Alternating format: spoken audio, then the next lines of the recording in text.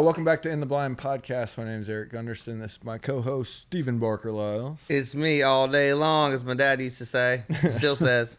We are a country duo called Love and Theft, and we are coming to you from Riley Green's Duck Blind in Midtown. Today we're joined by an artist that I'm a huge fan of, one of the best voices in country music.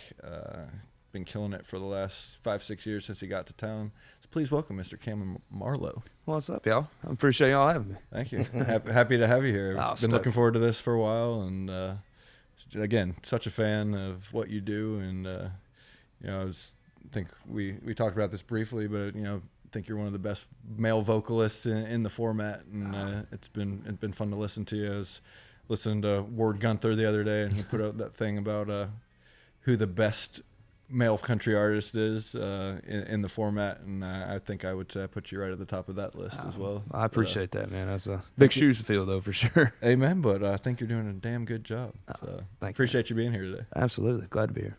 So you're from Kannapolis, North Carolina, right? Yep, Kannapolis, North Carolina, home of Dale Earnhardt and Corey Seager. That's about it. Other than that, those are some trucking, man. pretty big names. Yeah, dude. So good people in Carolina. That's awesome. How long you been here in Nashville? I've been here 6 years.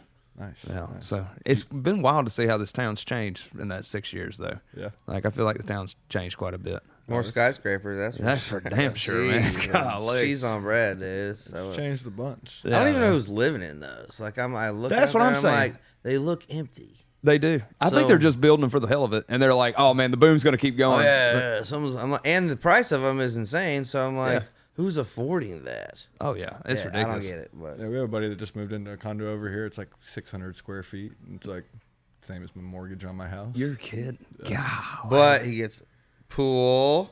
It's a rooftop pool, gym. Oh, you can use all. He can walk here. All the amenities. I was like, it's kind of nice. So how you got started playing in North Carolina? Yep, started in the church. Grew up doing that. Kind of found my love for music kind of in middle school when I started playing drums, and then I really wanted a guitar because I wanted to sing like from behind a guitar. And I was like, all right, well, I'm gonna try this. And I would stay in my bedroom and just work on them calluses, and work on my F chord, bar chords, and I just kind of fell in love with it and started wanting to play around town. Like as I got a little older, and I just kind of one foot led after the other, and just started loving music, I guess. That's awesome. So when did you start like your first band? First band was in high school. Okay. So that was, I think that was probably like my senior year. And some of those guys are still the guys I'm playing with now, man. So that's awesome. It's been awesome. Cool.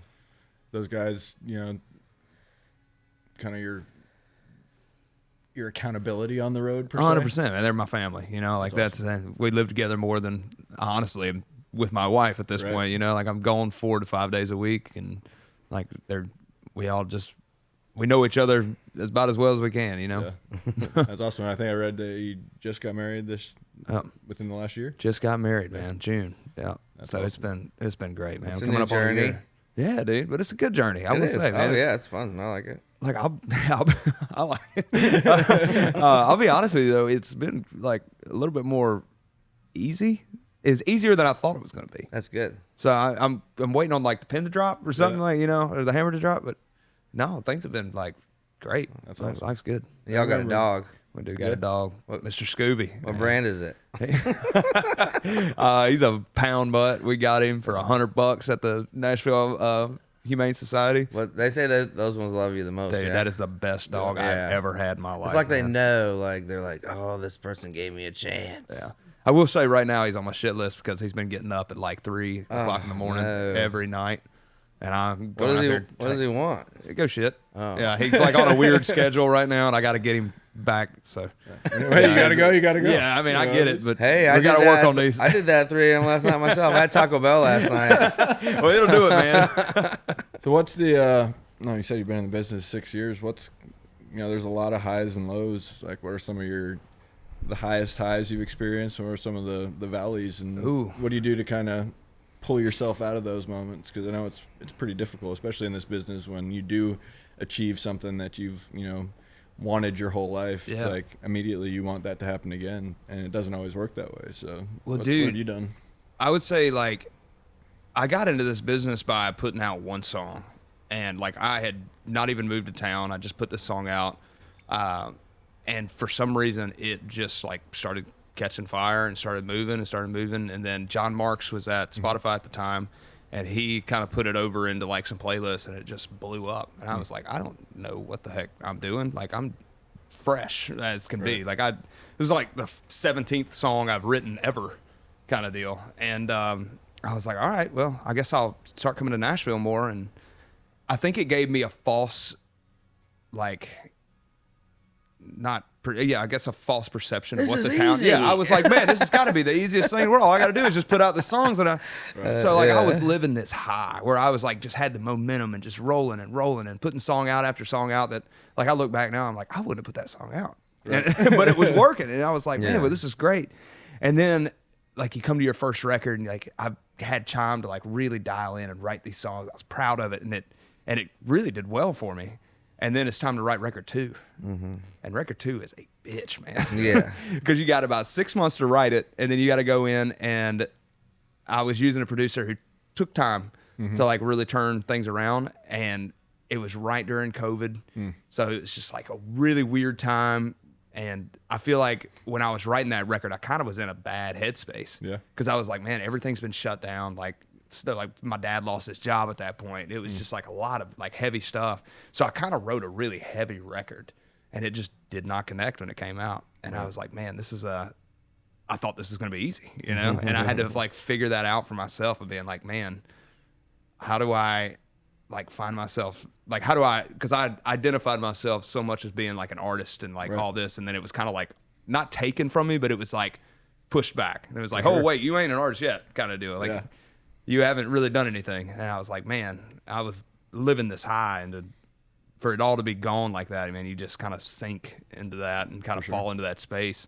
And I feel like I had to find a way to dig myself out of it, and come to find out songwriting is a hell of a therapy. So I started writing a lot more, and man, it's like I'm excited about. I did this during that kind of season. I did this Sad Songs for the Soul record.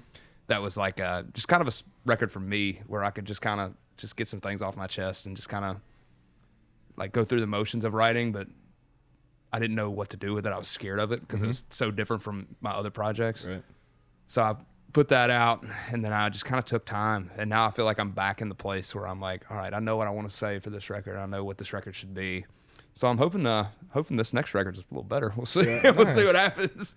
Did you find that the one that you made for you, that people did start to connect more with that than maybe with the sophomore record? Or? They did, man. I wish I'd have promoted it more. I wouldn't even promote it because I was so scared of it. I was like, I don't know if I want anybody to hear it. I just needed to get it out of me, kind of deal. Right. But yeah, man, I feel like my fans connected a lot to that because I felt like some of them have been going through this kind of the same deal. Yeah. And I mean, music is healing, as we all know. Yeah, heck yeah. So like, I felt like people could cling on to those kind of things. And man, I'm glad I did that record. I kind of want to do another one now from a different perspective because obviously I'm in a much better place than I was, but we'll see. Yeah, for me as a listener, when I am a fan of somebody, it's like I tend to, I think, gravitate more towards those records that people make for themselves, because at first I was like, all right, well, if I were to make a record for myself, is that more of a self-indulgent type thing, or is that just what I'm passionate about at the moment, and I want to put it out because I'm passionate about it and I don't care what other people think?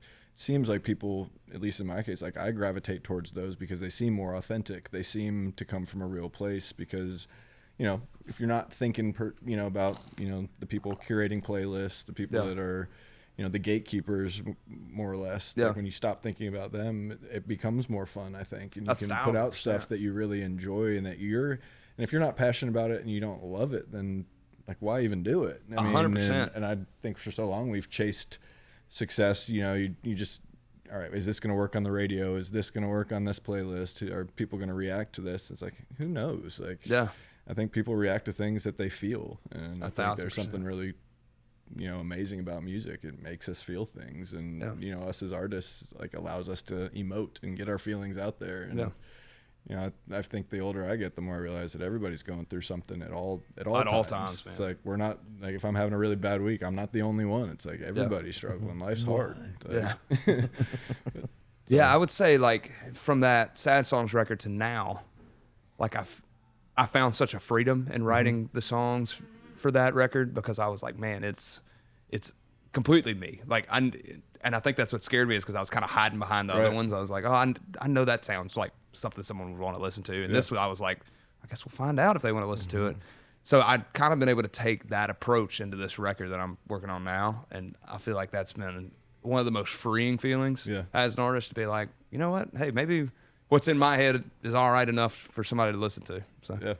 That's really cool. Are you using the same producer on this one? No, I actually switched up. I'm using a guy named Austin Goodlow. Do y'all know him? I've heard the name, yeah. Dude, he's been a absolute blessing to have, man. That's nice. We've been keeping it super small, like for this, where it's been like me, him, and like one random third in the room. He's producing and writing, and he's a hell of a writer just as much as he is producer. So we've just kind of been keeping it really low key, like me, him, and maybe 4 or 5 other people total that have touched this project. That's great. And it's been so fun. We know exactly what the record is supposed to sound like. We know the direction that we're going. Like, I don't have a lot of other hands in the pot that can happen in Nashville. So I'm stoked on it, man. It's been really fun to do it that way, and it might be the way I start making records altogether. Have you done, like, as far as the tracking goes, are you keeping it real small too, and kind of just piece by piece as you go? We're really not even, like, I'm not even going in the studio as much anymore. Yeah. And this is nothing against any of the studio guys, because they are obviously incredible musicians. But from my, like, music brain, I can start picking out who's playing on what. I hear those things. Yeah. And Austin is somebody that I haven't heard as much of. And so he's got his own thing that I can, and he plays everything already. Right. So, like, he's got 95% of the song done. We'll ship it off to get, like, auxiliary parts or drums or something like that on it, and just ship it that way. So that's awesome. It's been fun that way. That's cool, because I think a lot of times, like you said, things start to sound the same. They get formulaic. These guys kind of phone it in. You know, they're playing on thousands and thousands of songs. I can't imagine being that creative all the time. Oh, I know. Like, I mean, you know, I talk to people like, you know, I moved here to be a bass player. I want to be a session bass player. And then you get in rooms with some of these guys, and okay, well, you're this guy on this song, and you're channeling, you know, this famous bass player on this song, and you do it all well. Yeah. Like, some of those guys are just incredible. Their tone's insane. Oh, dude. The parts they come up with are brilliant, and they do it just on the fly. And then you got to have days as a guy like that where you're just not feeling creative, or and what if I get you on that day, and now the low end of my record is just this boring thing, and like, I'm like, oh, he's the best. This should be the best sounding track on here, and it's not. And you know, so you're kind of at the mercy of people's emotions and what everyone else is going through also. So there's a lot of, I think it's smart to do it the way you're doing it. Just there's a lot less room for error, I think. Because we can really pinpoint exactly, like, really get into the weeds on things, and like, we're not time constricted by the studio. You know, like, oh, we got to get 5 songs a day. No, we can really just, like, take our time. We can cut till midnight if we want to, and it doesn't matter, kind of deal. We don't have to pay $1 million for the studio. Right. Yeah. Yeah, and we've had some producers that come in and they're, you know, they want what's best for you as the artist. Yeah. I mean, Josh Leo is a perfect example. It's like whatever was best for the song and for us. Like, you'd hear a work tape when we were cutting outside songs at the time, and you know, I as a producer would listen to it and think, all right, how can I make this me, and how can I take this and put my stamp of, you know, production on it. Yeah. And he would, if the work tape or the demo was amazing, he'd call up the person that did that and be like, hey man, I love what you did here. I'm producing this project. Are you cool if I almost copy the approach you took? And, like, sonically, obviously, we'll do a few things differently, but I always appreciated that. Like, his ego didn't get in the way of what the song called for, and that's hard to find, I think, in time. 100%. And you can't replicate feel. Yeah. Like, I mean, if it feels right, man, I've always been kind of like, I will be the first to upgrade a demo to a master. Like, if it's right, who's to say adding something is not going to change that? You know, I don't want to screw up the song by going too far after it, you know. And I think that's the beauty of, like, even the radio now. I listen to it and it sounds pretty eclectic, like, sonically. Yeah. There was a time where everything was okay. Chuck Ainley was mixing it, Ben Fowler, a few guys. You know, every snare was the same. Every, you know, guitar, you know, thing was a wall and a wash with this kind of buttery, creamy kind of sound to it. And now I listen to it, and you know, Zach Bryan will put out something that literally sounds like it was recorded in someone's garage, or, you know. So I think it's sonically, people are more open, I think, now to doing things that are, you know, going to take chances and push the envelope. 100%, man. And I'm excited to have that, because I feel like when I first started, kind of to your point, where I was kind of like not boxed in, but I put myself in a box. I was like, oh, because this is how we do it. Okay, right. I'm learning the steps, and now I'm just kind of like, well, I kind of want to fuck it up a little bit. I want to do things different, just to make different feels. Like I don't want to have everything sound the same on the record. Those are like the most boring records to me. That like when track 1 sounds like track 10 all the way down. I'm like, man, I don't want to do that. So like I'm chasing all kinds of different sounds right now. Like that's awesome. The one we just put out, it's kind of like an R&B almost thing, and it's been fun to like just kind of go for it. Yeah. You know. Well, I think, and you have such a recognizable voice. Like, you know, a lot of people that, you know, are more of like a vocal like chameleon in a negative sense, like where they try to sound like other people, or each song is a different thing. It's like when I listen to any song that you're singing on now, it's like, okay, that's Kameron. I appreciate know that. So it doesn't matter, in my opinion, what the production sounds like. Yeah. So there's such an identifiable thing with your vocal that, you know, I think it's cool, and I'm excited to hear, you know, no, I appreciate that, man. How you proceed and branch out and do different things sonically, because it's so far I love it. So thank you for thank you, making awesome music. Thank you. What's your least favorite thing about the business? The business. Yeah. The actual business aspect of it. I hate going to meetings. I hate talking about dumb stuff in meetings. Stuff that we all know the answers to, but we just go and sit and talk about it for no reason. Like that's always the worst. I would say,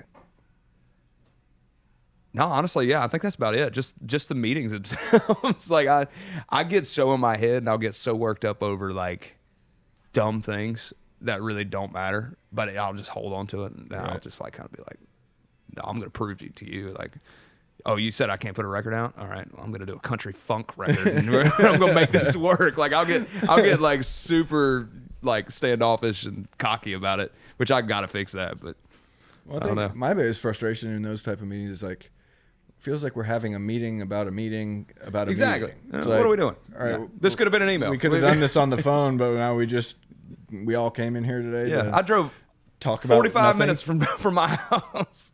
Yeah, I think it makes them feel, at least on the record side of it, makes them feel like they're actively doing something. Yeah, and I want them to feel like they're a part of it, because I mean they are just as much as I am. I mean, in their own ways, you know. Yeah.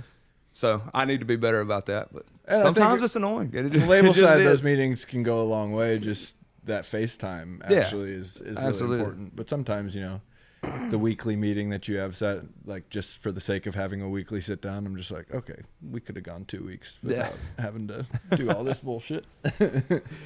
What's your favorite part then, I guess, besides touring? Okay, besides touring, I mean, I obviously love the writing aspect. The production aspect, I feel like creating the song, like really like I've really kind of been dipping my hands into production quite a bit, and like parts and stuff like that. And I feel like I've found a lot of joy in that. That's and great. Like really bringing the song to life. Like that's been a lot of fun. Like this whole project that I keep bringing it up, but this whole project that we've been doing, like I feel like I've been able to put my hands on a lot more and kind of be at the desk just as much as like my own producer. You feel like you had to earn that in a sense? I feel like I had to prove it to myself that I can do it, and that my opinions were like justified. Right. You know, like I've worked with some legendary producers, and I was scared to like step up and speak up, because I was like, well, they know what they're doing. Yeah, I know. Yeah, I know what you're talking about. Yeah. And now I'm like, all right, well, it's going to be, I'm the one that's going to have to sing it every freaking night. So I want to like the song, you know? Oh, for sure. Yeah, and I'm such a people pleaser. Like, I realize now I get that from, you know, my upbringing and you know, some other things. But like, you know, we had one song, I remember we tracked it for the record, and Steven hated it. I didn't like it either. The work tape was way better. The demo was way better. It felt better. Yeah. But like, I almost like went to bat for the producer at the time, just because I didn't want to upset him. I'm like, okay, this guy's produced #1s for Alabama, for the Nitty Gritty Dirt Band, the Eagles, you know, Glenn Frey as a solo artist. Like, what do I know that he doesn't? Yeah. And like, we're stupid for thinking this sonically cheesy sounding demo is better, but he was right. Like, and we didn't end up putting out the song. We kind of wasted it just because in that moment we tried to make it something different, and we probably should have just stuck with what worked. And I learned a lot from that. And now, you know, even just producing our stuff, you know, ourselves, it's like, okay, we can be honest, and we can stand up for things that we're really passionate about, and we're not gonna, let someone else's ego ruin something that we have to get up there and play every night. Exactly, man. I mean, I couldn't agree more. But I think that takes time. Like, yeah. you have to get your feet wet with these producers, with, record executives. You have to, and also show them that you're willing to play ball a little bit too, because you don't want to get the reputation of, oh, that guy's hard to work with, or that band's hard to work with. 1,000%, man. Yeah, you definitely can't go down that route. Yeah, but it's easy to go down. Just it is. Yeah, we always have somebody in our ear. Quick, man. Yeah, I mean, like, I could be supremely confident in the way something sounds, and like one person, they might just be having a bad day and want to talk shit about your mix because they're a mixer too, and yours might actually sound better, but they're gonna pick it apart. Yeah. And I'm the kind of guy that, like, okay, I'll dive into every single thing you said, and I'm gonna go analyze it, and then if I don't find that same problem, I'm gonna be like, what the heck? Like, you're just trying to screw me over here, or just you're lying to me. So I'm the same way. I get you 100% on that. So I need to be better about it, but it's easier said than done. I just paid some dude to mix, and I got it back, and I was like, oh, we're really far away from this. Oh, really? And I was like, I'm gonna come pick up the hard drive. You can keep the money. But I like the one that me and my producer did better, so I'm picking it up on the way home today. I don't blame you. Yeah. Yeah, and it doesn't mean that someone's not a good, mixer, or not a good engineer. Yeah. But they may hear something completely different than I do, and the 1,000%. Way I hear it is how I want to hear it on the radio, and that's why I'm gonna stick to my guns from now on. Exactly. And, what happens if you do put out something that you don't like just because someone told you that they're good at it, and it's like every time it comes on, you like got to pinch yourself, like, all right, don't get pissed off here, just forget about it. Nothing you can do about it now. But it's, I don't know, you work so hard, and for me, I'm so passionate about the art that we make, and I want people to love it. But at the same 100%. time, I have to take that out of the equation and realize that if I'm making it because I love it, those opinions can't impact my creative process. And unfortunately it does. Yeah. So, If you don't love it first, it's kind of like throwing mud at the wall. Who knows what's going to happen kind of deal. And then we're talking about authenticity. It's like people can tell when you're not 1,000%. passionate about what it is that you're up there playing, or even, it's so painfully obvious to me. So it has to be to the average listener. It's like they don't have all the other filters and the other stuff. They're kind of just seeing it for what it is and hearing it for what it is. Exactly. And I think they're a lot smarter than we give them credit for. 100%. What are your biggest, what's your Mount Rushmore bucket list, or things that you just, if you were to die, 10 years from now, what is it that you want to accomplish in the next 10 years as far as your legacy and what you want to leave? Man, I want to be able to be in an arena in my own, I want to be at Spectrum. I would love to play Spectrum just because those are some of the first concerts I ever went to was at Spectrum. I've already done Coyote Joe's. I don't need to go back to Coyote Joe's again. One of my favorite venues in the country. Oh, it's a great place, but man, that's a special spot. Yeah. I would love to play Spectrum. I don't know. A lot of mine are very touring based. I have set goals in my mind of where I want to be, and I really want to achieve them. Because I don't know. Again, it might go to my ego where I'm just I know that we put on a good show. I want to prove that to more and more people, kind of deal. Yeah, that's cool. I think that's a healthy, very achievable goal, I would say. Nah. What about something that you can't imagine happening, but if it did, it would be the coolest thing? Ooh, man, I would love to do a song with Stapleton. Yeah. I can't imagine it happening just because I don't know what his plans are with music and stuff like that. But man, it'd be cool to sing with that guy. He's, again, obviously, I'll talk about Hauser and Marcus, but Stapleton he's a singing son of a gun, dude. Yeah. Or and tour with Love and Theft. We can definitely do that. Make it happen. If that's on your top list, we could probably. If we can open for you. Yeah, exactly. That's a good one, Stapleton. Dude. That's epic. Yeah, man, that would be cool.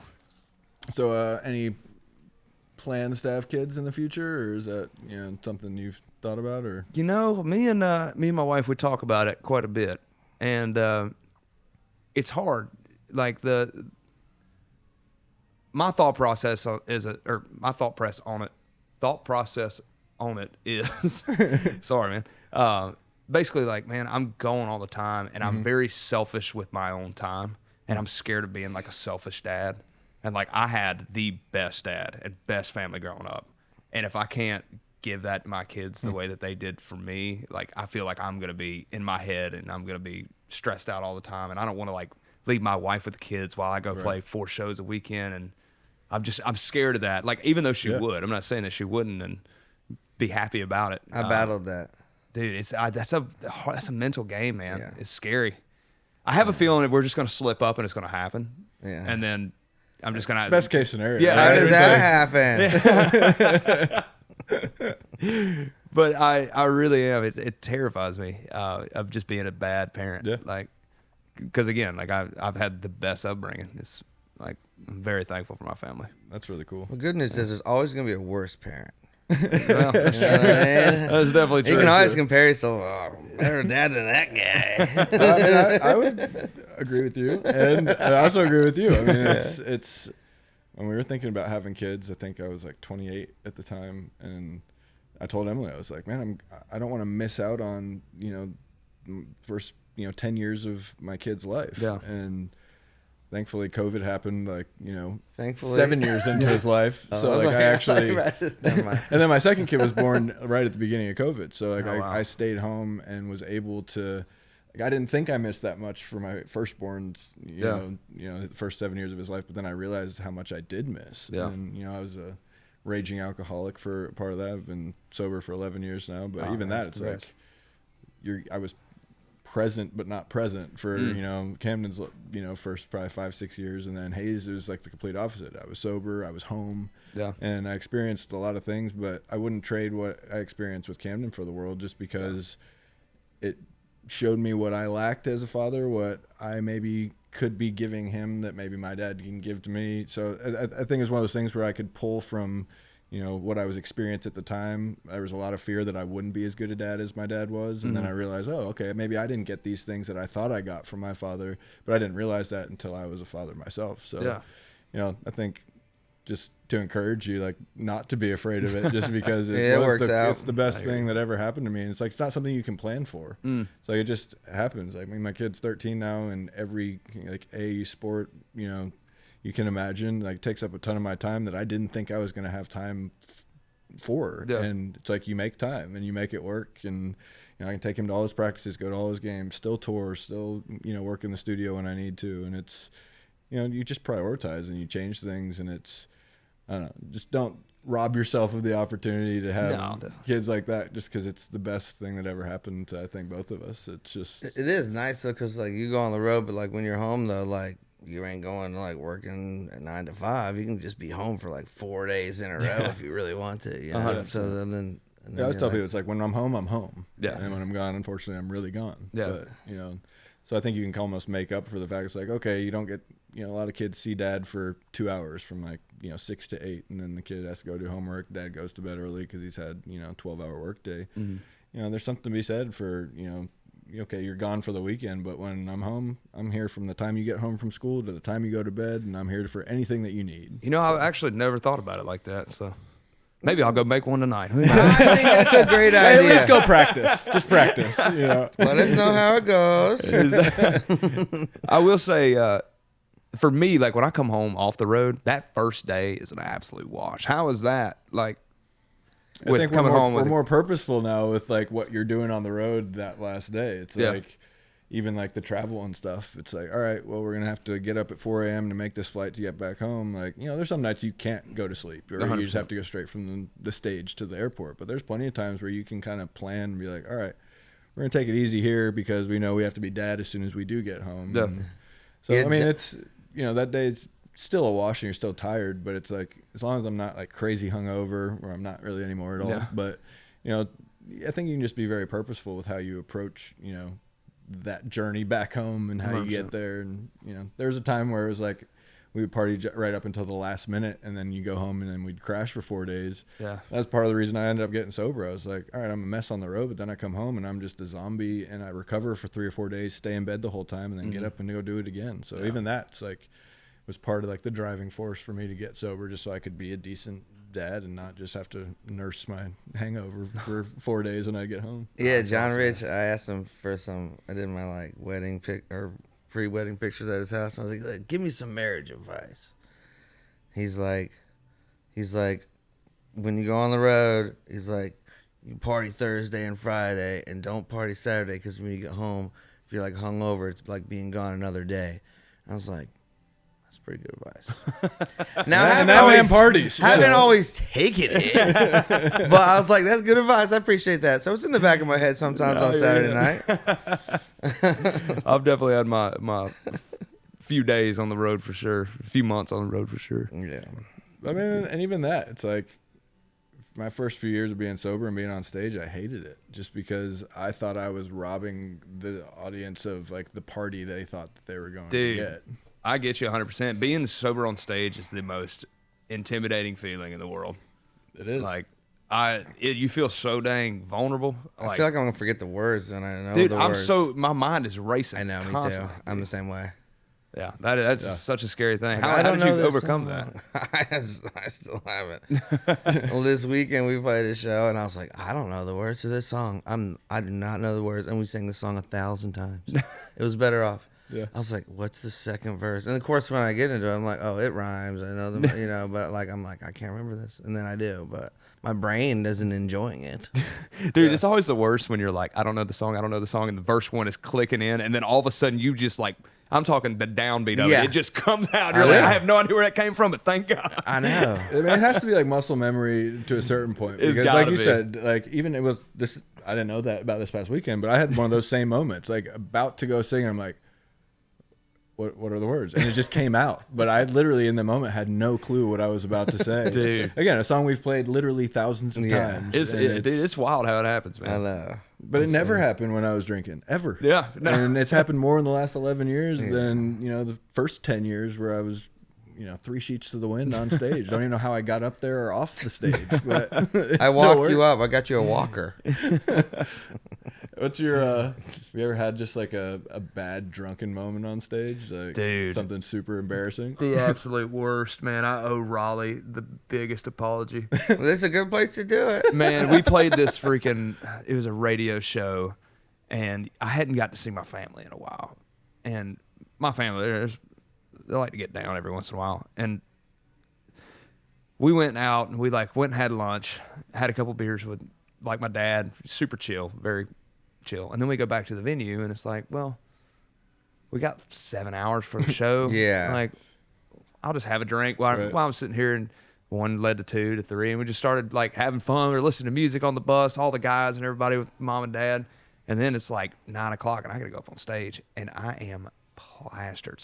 Like I am gone. I remember going on stage. I do not remember getting off stage. And I woke up in my room and was like, ran out to the front lounge. Just like, what time is the show? Oh no! And I was like, dude, I've never panic attack. Yes, dude. And after that, I was like, I can never, ever do that again because that was like the worst anxiety I have ever had in my life.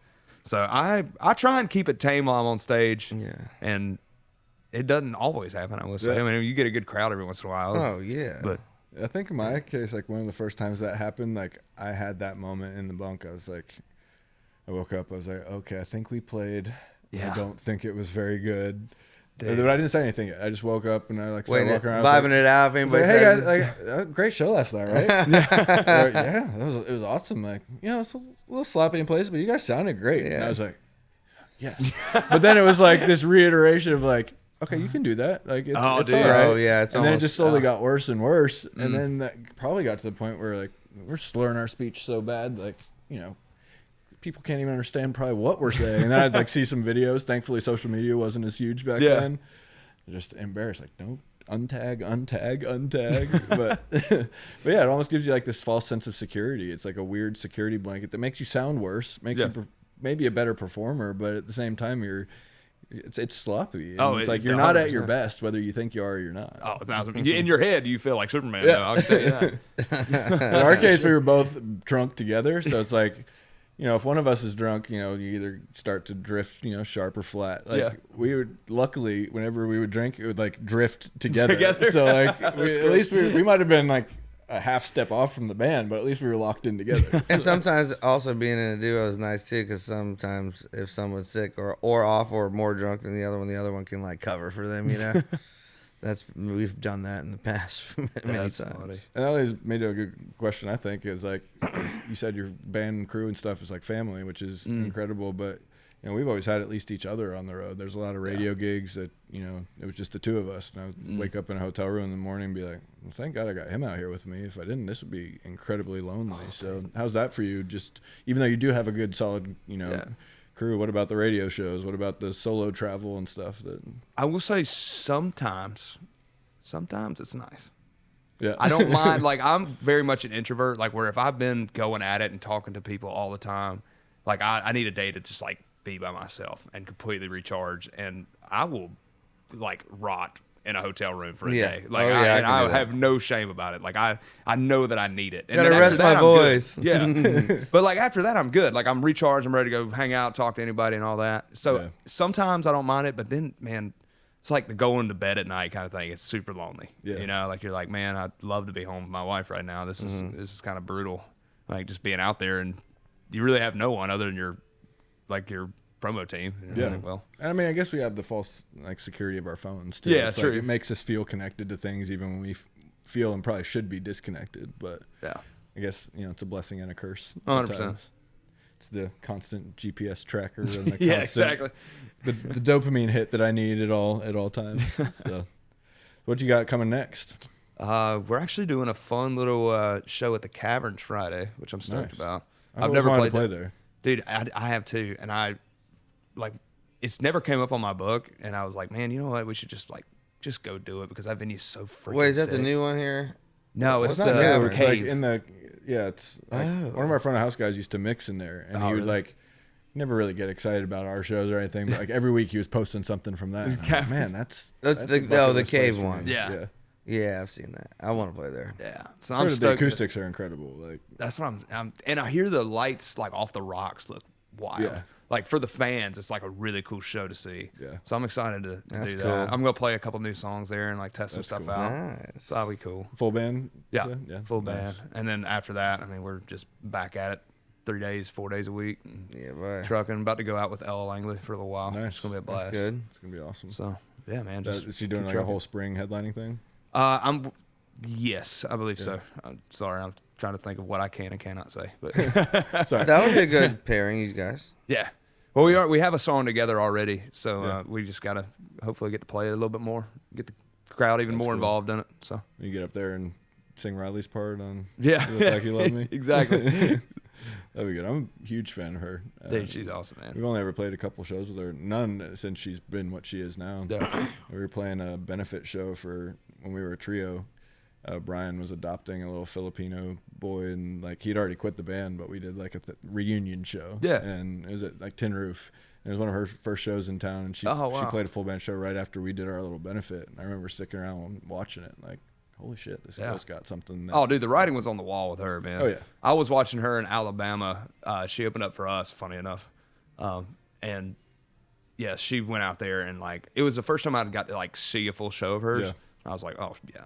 Everyone could tell, It was just a matter of time before it caught fire. And she was so even green at that point, but I remember watching her on stage, like, that's a star. Like, the way she moved, the way whether she was actually that confident or not didn't really matter. Like, 100%. I mean, she seemed that way. It's like she owned that Tin Roof stage like it was, a 10,000 seat venue. And I don't know, it was just really impressive to see back then, and then now to see what she's done. I think it's amazing for the format. It's like I love what females are doing in the business right now. I think it's great. So congrats on getting on that. Heck yeah, man. This industry's fun, man. You just never know. They have the greatest people that you look like a Chris Stapleton, dude. We've been listening to that dude for years and years, and all of a sudden he had this one moment. Everyone's like, "Man, he's so good." We're like, Yeah. But the rest of Johnson brothers. But the rest of the world didn't know, you know. So you just never know. It's like fun. It's like I remember I went to see the Steel Drivers one night. Oh man, when he was fronting that, and I was like, man, that guy's got a good voice. He should really do something. And then I went back and looked at all the songs he had written at that point. This was like 16, 17 years ago. Yeah, wow. And I mean, I remember just hearing him like, that guy's got one of the best voices I ever heard. I remember leaving with my dad being like, why is that guy not more famous? Why is he not a superstar? And I've said that about so many people here in town. Yeah. And then some of them have never panned out and some of them it does. Dude, I'm going to give a huge shout out right now. But have y'all ever met or talked or wrote with Wyatt McCubbin? Yes. Dude, I don't understand how this town has not figured him out Dude, yet. he's so freaking that good. dude is beyond this world talented. Yeah, like I like him a lot. Yeah, man, I don't get it. He helped me write. We wrote just about the whole first record together that I did, and then about half of the second record. Like incredible writer, incredible Freakishly singer, talented. freakish guitar player. Yeah. I mean, dude's incredible. But, Yeah, we met him a long time him a ago. lot. Yeah. I had a bunch of writes like, in a short time period with him, and then, circles kind of changed and whatnot. But I remember the first time I ever heard him, I was just like, holy shit, this guy's incredible. Yeah, man. There's so many people like that in town. It's the Everybody talent pool is in talented. Nashville is wild. Oh, to me. 100%. And it used to be like you go to LA, you go to New York, and you're like, okay, yeah, there's some really cool stuff here. Maybe some cooler stuff's coming out of LA at the moment than it is in Nashville. But I'd say now, like, this is the best possible place to be on the planet Hands for down. music. I mean, just the fact that you can go to any one of these venues on any given night and hear like 100 songs that are as good or better than what's on the radio. 1,000%. I mean, I remember at first when we used to go to writers' rounds or we'd play in them, like, it wasn't anything like it is now. Really? Like there'd be the hit writer in the round, and then there'd be like these new kids, and they're sitting there with their mouths hanging open, and like Tom Douglas or something. Now it's like, we played a round with Trent Tomlinson one night when we played a ton with him. There was a new young artist, and he's not one to pay compliments. And he said something on the mic. He was like, "Man, I am thrilled with the state of like where country music is headed." He was like, "This is the best I've ever heard." So I think it's cool that there is so much. I'd say there's a lot of oversaturation in town right now because anyone can make music, but you can go anywhere and just hear amazing, amazing songs. And I think it's up the bar a little bit and raise the bar so people are forced to write better stuff because anyone and Or get out of town. It's true. I'm gonna go do this in Tulsa. Nothing wrong with Tulsa. Oh, dude, I love Tulsa. That's a cool too. Tulsa King, dude. I like that show, all right. Dude, I actually did too. I thought it was pretty good. Some of the acting's a little weak, but I still like it's a good show. Well, I like anything that's got mafia stuff. Yeah, me too. Like, I'm all about all that. Drugs and mafia and violence, dude. Let's go. Yeah, I'm right there with I'm you. all in on it. I guess they're preying on our depravity, right? Did you see the new Peaky Blinders movie? I actually have never seen Peaky Blinders as a whole, so I need to watch so that, good. and I guess watch the movie because is it a prequel or is it a sequel? It's the the wrap end. up, right? They decided to make a movie for the end of the whole series. So it's kind of like El Camino to Breaking Bad. Yeah. Yeah, because they were like, well, let's just do one long movie instead of throw out a bunch of episodes, and it's so good, dude. Peaky Blinders is in my top 3 of all time shows ever. Yeah, it's one of the best shows I've ever watched. So I've never done it. Mine, Breaking Bad was up there for me. I loved Righteous Gemstones. I don't know if anybody Yeah, dude. Oh my gosh, I come from the you can mega relate. church world. Yes, Yeah, see? dude. So we could too. Yeah, I'm like, I could see this. Oh my gosh, I what love church that did you go to? show. Elevation Church. Okay. But sorry, I probably just threw them under the bus. We should cut that out. No, I mean I could talk about hours about Elevation. Being from Charlotte, where they started, my dad was the music pastor of a church of like 5,000 people. A bunch of church politics happened. He got out of it completely, moved into this like 55 and older kind of retirement community. They weren't quite 55 yet, but they like snuck in because they were good people, and my grandma started living there. Anyways, Elevation started across the street at this place called the Levine Center. Yeah. It was like a senior center. So my dad was like, helped Stephen Furtick and like those guys at the beginning, like get everything kind of up and running. He was like on the worship team for a little bit. And then my dad, I think, saw the writing on the wall and like what it turned into. Like I'd go back every week for like their weekly Monday prayer meeting, like prayer breakfast and stuff. I'd play some songs with them. Heck of a band, though.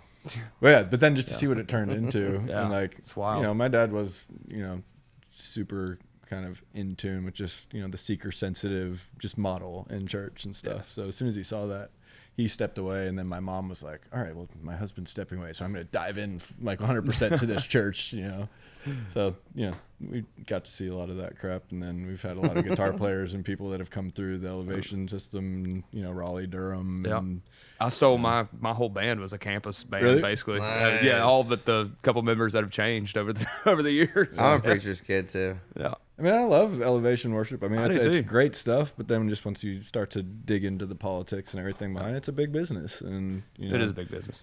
It's a lot of times I think, the church and that whole model it's kind of the lesser of two evils. Like, a lot of people would be completely lost without that guidance, but then 100%. people, cling so tightly to that and then become so legalistic, and it's like, oh, I'm better than you, man. Not to get too spiritual, but I'd argue that Christians of today would have crucify Jesus if he was walking on earth. Dude, right now. 1,000%, man. It's very judgmental right now. It is. I grew up in a church, man. We were like transitioning from like factions and you have to do this or whatever. So my dad was like, we're done doing all that. And so like we like started a school at the church, but we had like 90% of the families were homeschooling. We lost people over that. Really? Because we started a school church, and we lost people when we added drums. Dude, y'all want to hear my this is my favorite story about my small Yes. Southern Baptist church I grew up in? Yes, I do. Dude, we got a drum kit, right? Mm-hmm. So get in there, no cage or anything on it. They start playing on it. Old people lost their minds. Lost their minds. All right. So they're like, all right, well, what are we going to have to do?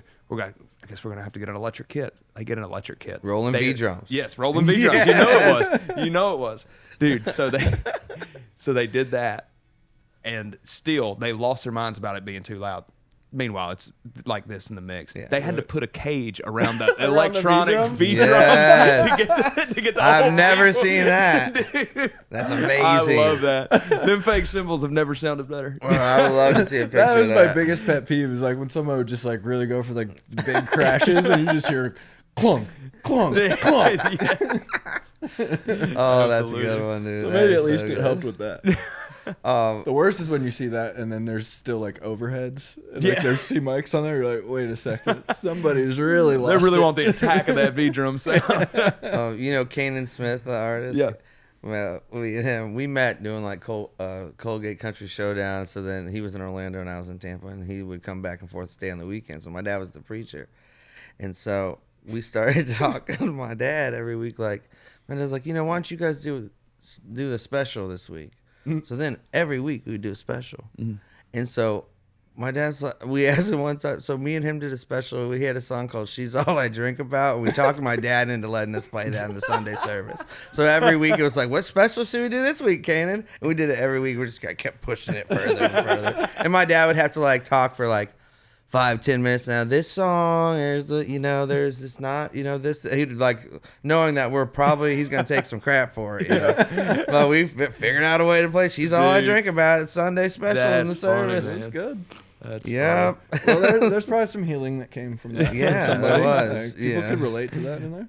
That's pretty funny. Church stories, we could do that for a long time. Oh, dude, absolutely. Yeah, like I'm super grateful for growing up in the church, but then also it's like looking back on it, like it pretty much destroyed my family like 4 different times. Oh, man. And then it's like we just kept going back for more. Yeah. Like, gluttons for punishment. More Jesus. Well, That's Jesus, cool, though. Jesus saves. I He guess. does, man. He At least does. that's He what, does that. At least that's what we've been told. Who are some of your, I guess, to wrap things up, like just artists that kind of are on the cusp that you've heard that you're just super passionate about, like that you want to bring out on the road with you, or that you think are gonna do something special? Dude, I think that I've already spoke about Wyatt McCubbin. I mean, y'all probably heard of him, Joshua Sloan. I haven't. Yeah, No. y'all hadn't listened to that record, Uh-uh. bro. Joshua Sloan. It's probably one of my top records of last year. Incredible record. I just started listening to like some of his TikTok videos, and he ended up putting out a record. It's ridiculous, man. So Okay. definitely got to check that out. Who else right now, man? There's so many freaking artists. There are. We do this cold beer country showcase that's up on that thing up there every Wednesday, and we have artists coming every week, and so we've been having to find 4 new people like every week until you can start bringing people back after a couple months. And man, some of these artists were like we just moved to town 2 weeks ago, and I'm like, oh my gosh, like you got a future. And it's like wild. That's never cool, heard man. of them ever or whatever. I mean, they might be huge on TikTok, but Yeah. in this world, in the Music Row world, it's like, this is my first show in town. Yeah. We're like, well, this is gonna be the first of many. Well, even to your point about like that guy, like there's so many things that I'll discover and I'll be like, I mean, you'll see them and they'll have 500, 600,000 followers. Yeah. You go on their thing, there's 4 or 5 songs on there, and they've, 4 absolute just gems. Oh, yeah. Like that are just so good, and I'm like, man, I could hear that on the radio. Why is this guy not on the radio? And Politics, that's why. Yeah, man. Politics. but I remember when we moved here, like it wasn't like it is now. Like I'm literally blown away every week out here by at least 1 or 2 of the acts. Like, Really? That some of them, been in town literally 2 weeks or just moved here, and they're like, I've got 5 or 6 co-writes on the books for the next week while I'm here, and they get up there and they play 6 songs that are just they could be smashes. And it's, Dang. I mean, granted, you hear some guys get up there and it's Yeah.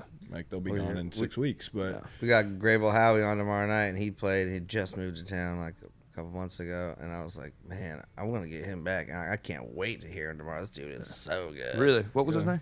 Grable Howie. I don't think I've ever met him. another kid named, have you heard of Phil Kane? Uh-uh. Like this young dude. Oh, with yeah. like, it's like he's got this cry in his voice where like, I mean, I literally could listen to him sing for hours. I mean, literally one of the last times I felt that way was the first time I heard your voice, to be honest. And I was just like, dang, this guy's here to stay. Like, I feel like that about this guy. Like, totally different kind of voice than you, but it just has this quality about it where I'm like, man, if that gets on the radio, it's over. That's when I wish we had a label. I was like, maybe we should start one, dude. There you go. Heck yeah. Right, so sorry to interrupt. Any others that you... trying to think, man. There's so many Yeah, there right are. now.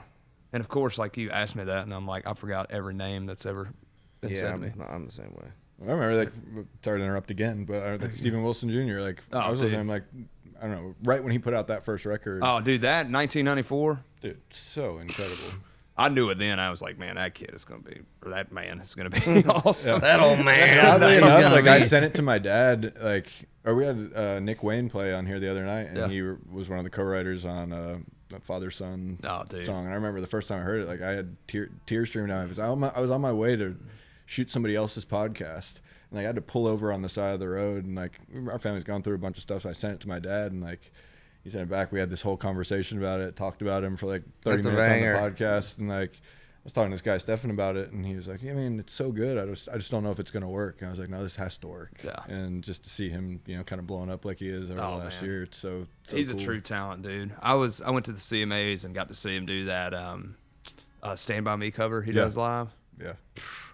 Bro, that was wild to hear in an arena by himself, just him and like one of those like stomp pedals. It's like, that dude's just. That even sounded good on TV, and that's hard to do. Dude, they try to mess you up on there, dude. I'm telling you, man. It's so that's why all the pop shows, they like almost everything is tracked. Oh yeah, lip syncing. Absolutely. Sadly, but yeah, it's true. Yeah, I think music's in a good place. I'm excited to see what happens in the next few years. Like we were talking earlier, and like the business seems like it's changing every day. Oh, What are some of the good changes that you see from your perspective? Man, I would say I feel like there's not as much of a, like, at least for me personally, there's not as much of like a hold on what I can and cannot do, like sonically.